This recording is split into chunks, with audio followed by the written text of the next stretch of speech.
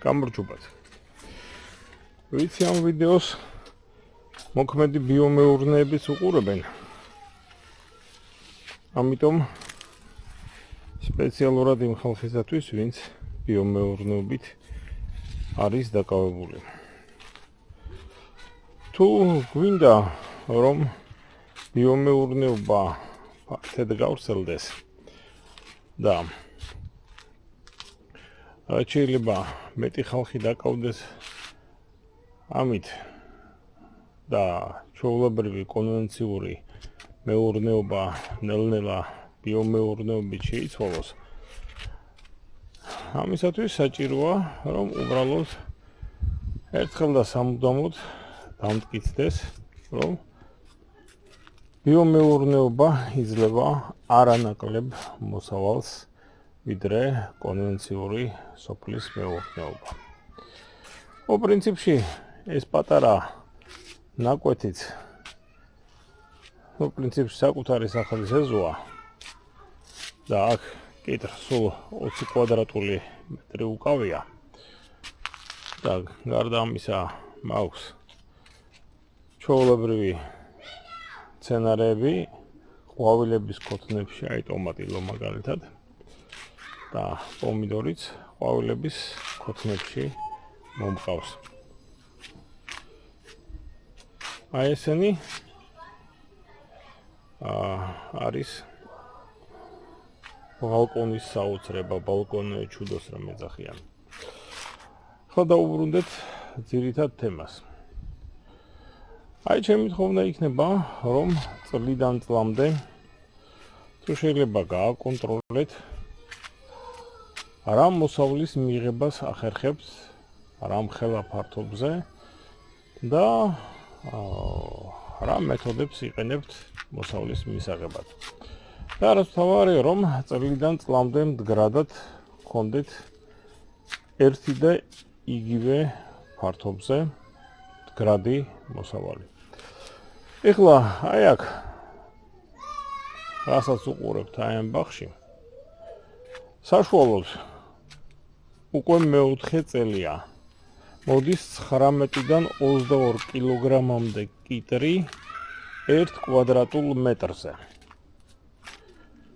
19-დან 22-მდე. ეს არის ჩვეულებრივი კონვენციური შხამქიმიკატებით სავსე სოფლის მეურნეობის შედეგი. არ ვხუმრობ. სწორედ ასე ვიღებ წლიდან წლამდე. და მხოლოდ და მხოლოდ ბიოლოგიური მეთოდები, არავითარი ქიმია. ეხლა ჩემთვის სრულიად საკმარისი იქნებოდა, რომ ვთქვათ იმისი 1/4 კი არა, 1/5-იც რომ მოვიდეს, ჩემი და ჩემი ოჯახისათვის იქნებოდა თავზე საყარელი.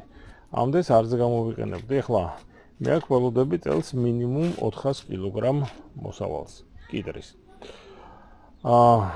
დღეს არის 19 ივლისი. თვენახევარიც არ არის, რაც კიტრმა მოსხმა დაიწყო, უკვე მოკრაფილი მაქვს 93 კილოგრამი 20 კვადრატულ მეტრზე. რაც ბევრისათვის, ვთქვათ, არის მიუღწეველი შედეგი მთელი სეზონის განმავლობაში. და ვთქვათ, კონვენციური სოფლის მეურნეობისათვის მთელ სეზონზე არის რა თქმა უნდა ძალიან ცოტა, მაგრამ ახლა ეს მცენარეები დაახლოებით 2 თვე კიდევ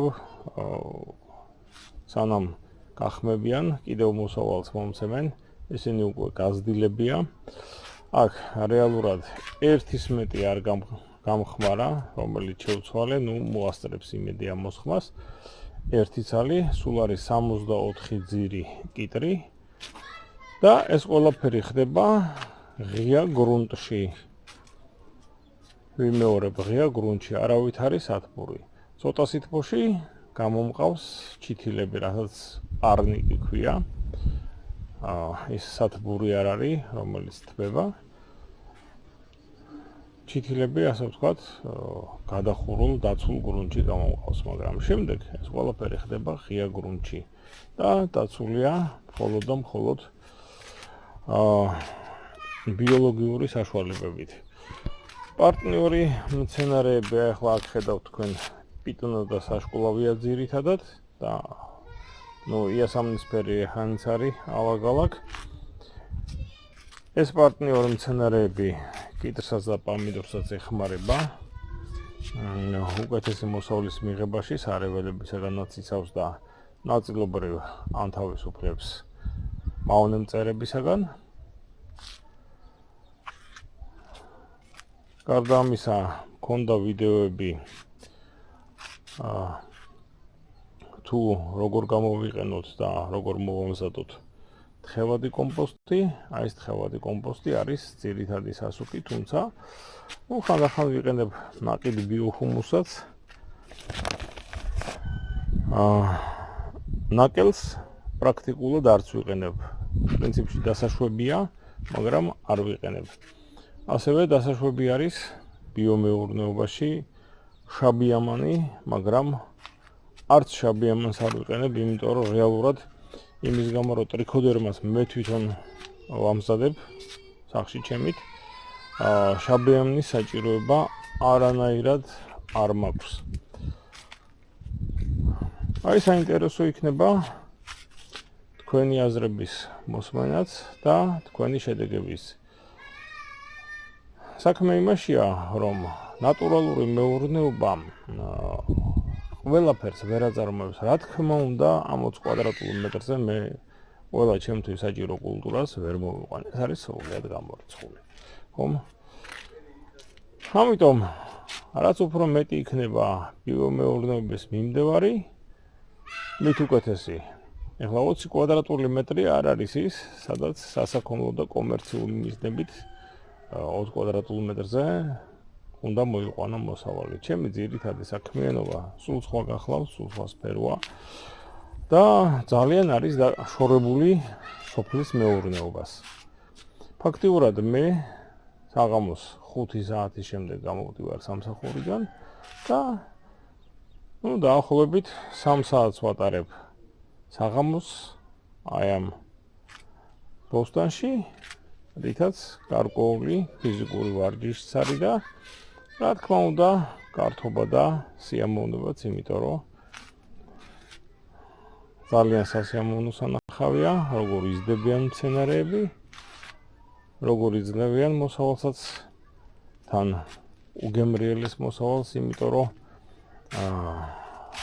ადრე გითხარით კიდეც, რომ თქვათ იგივე თხევად კომპოსტს, რასაც ჟიჟას ეძახიან, ვამზადებ ძირითადად ჭინჭრისაგან. იმიტომ რომ ერთ დიდ ჭინჭრის ავსა მინდორს მივაგენი და იქ ძალიან ადვილია და სწრაფად ხდება ჭინჭრის მოპოვება. ასე რომ ველი თქვენგან გამოხმაურებას, როგორი შედეგი გაქვთ. ეხლა შეადრით მაინცსა და მაინც ამ ჩემს შედეგს. საინტერესოა მართლაც ვინ რამდენის მიღებას ახერხებს, რომ რაღაცნაირად გააუმჯობესოს თავისი შედეგი, ან შეიძლება ჩემზე უკეთესი შედეგიც აქვს, რა ვიცი, რასაც მხოლოდ და მხოლოდ მივესალმები.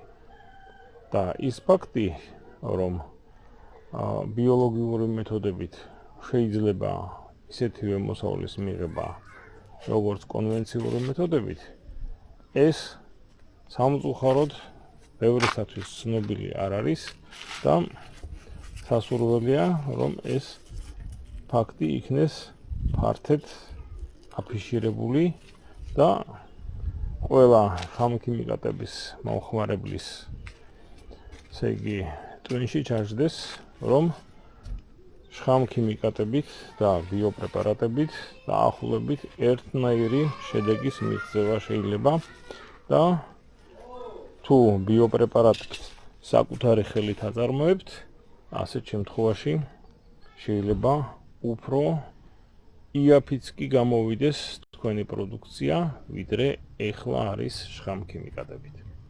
დღეისათვის სულ ეს იყო, ნახვამდის, კარგად ბრძანდებოდეთ.